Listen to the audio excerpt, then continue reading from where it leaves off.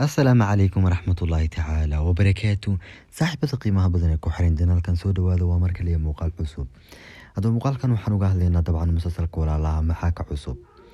هذا بقول انتي داو ذي الوحن دلو وداقينا كونان كان أحمر يا سوزان يسيدوك الأحمد الماذ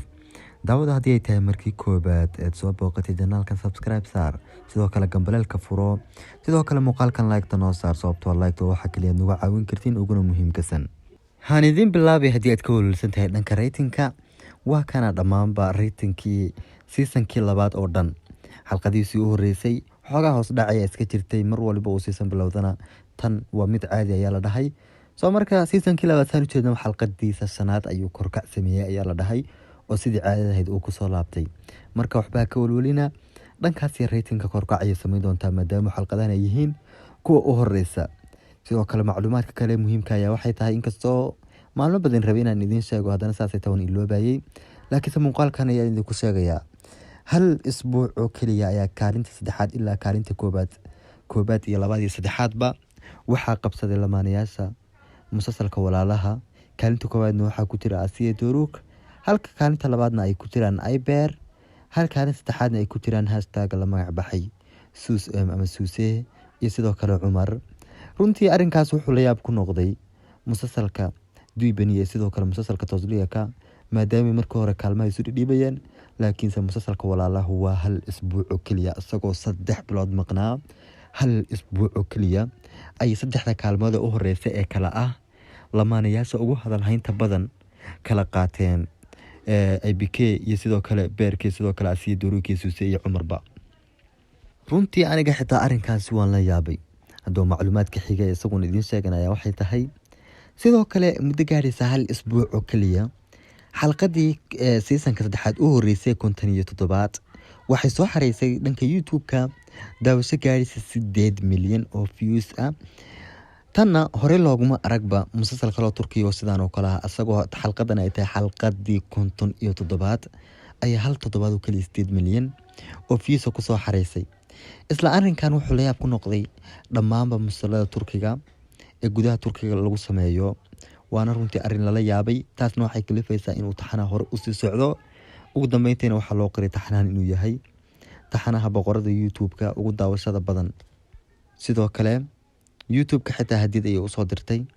maadaama uu muuqaalku gaadhayo 2 saac isla markaana hal toddobaad oo kaliya ay 10 milyan iyo lamida kor u dhaafayaan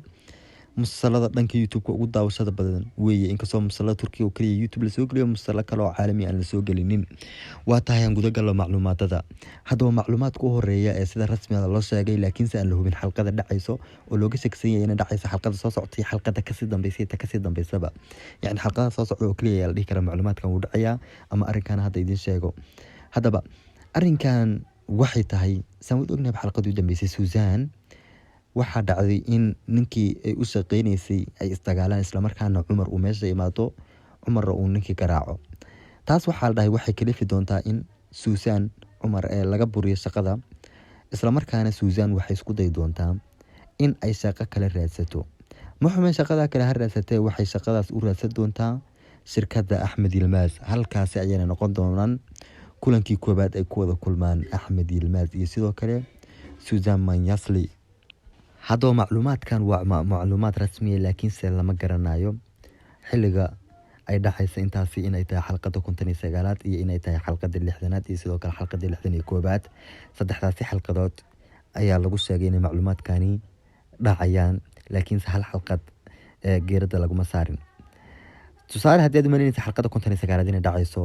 gooskooska san ku aragnay waxa kulmaya Ahmed Yilmaz iyo Susan laakiin waxa laga yaabaa xalqada 59aad dhamaadkeeda inay kulmaan isla markaana ayagu wax hadal is odan xalqada 59aad ay sidaas ku dhamaato sidoo kale Susan markii Ahmed Yilmaz kulmaan waxay u sheegi doontaa arimaha Umar ay u sheegi doontaa waxay ku dhahaysaa qof kale guriga maada ka soo burin waxaad ka soo burisay wiilkaaga inkastoo macluumaad kale oo ka rasmisan kan oo shirkad macluumaadoodu badi ay 99% ay sax yihiin isla markaana saxaafada Turkiga kamid ah ay sheegtay in ay Susan waqtigaas u sheegi doonto Ahmed Yilmaz in uu dhalay wiil oo Ahmed Yilmaz wiil maba ogaba inuu dhalay ama inuu ilmo lahaa maba ogo arrinkaasi Susan waa mid u sheegi doonto dhahaysa waxaad dhashay wiil ayaa dhashay sidaadoo kale ah camal laakiinse markii ogaatay Susan in wiilkaas Axmed Ilmaas soo buriyay waxay go'aansan doontaa inay u sheegto gabi ahaanba wiilkaas inuu asaga dhalay, inkastoo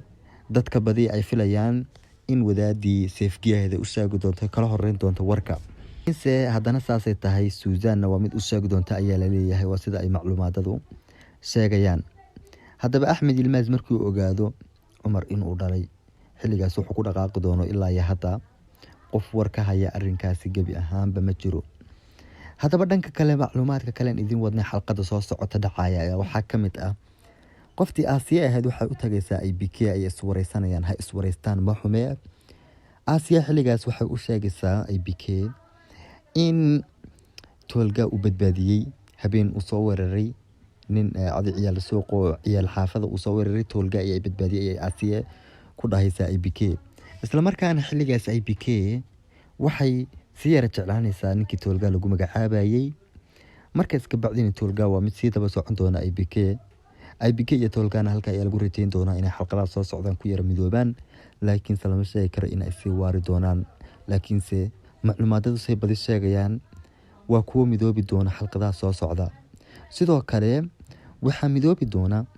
Yaasmiin gabadha lagu magacaabay Cumar walaalaha yihiin, iyo sidoo kale beerkii ayaa lamaana iyaguna noqon doona, taas oo dhammaanba daawadayaashu ay xiiseynayaan.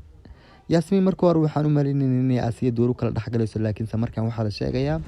in ay beerkii IBK dhexgali doonto. sidoo kale waxaa jira arrin kaloo asaguna xiiso badan, laga yaabaa inaydaasan ogeyn, laakiinse arrinkaas wuxuu yahay IBK markii ogaato Aasiya iyo Cumar in ay galaan islaantii guuru lahayd gurigooda, ma laga yaabaa in ay mar kale isu xanaaqaan ama isdagaalaan. kolley arrinkaas muuqaalka xigaan insha allahu tacaala faahfaahin doona, laakiinse muuqaalkan fikirkiina nagula wadaaga inay isdagaali doonaan iyo in kale muuqaalkan tan uu ku egyahay. waa saaxiibkiina Khalid. والسلام عليكم ورحمة الله تعالى وبركاته.